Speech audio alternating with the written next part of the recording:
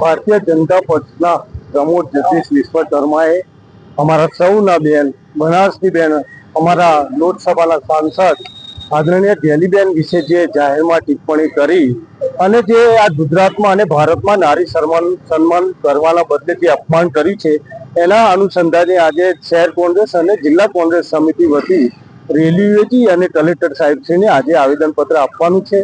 નારી સન્માનની વાતો કરતી આ ભાજપની સરકાર તમે જુઓ તો ગુજરાતમાં દિવસે દિવસે કેટલાય રેપ કેટલાય બળાત્કાર આખા દેશમાં થઈ રહ્યા છે।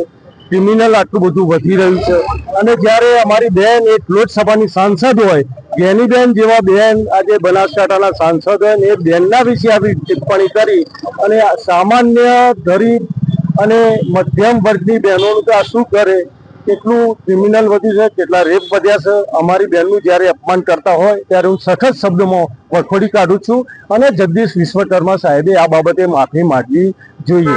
આવેદનપત્ર આપવાના? હા, આવેદનપત્ર આજે 11:30 કલેક્ટર શ્રી સાહેબને અમે જિલ્લા કોંગ્રેસ સમિતિ અને શહેર કોંગ્રેસ સમિતિના આગેવાનોએ આપવાના છીએ।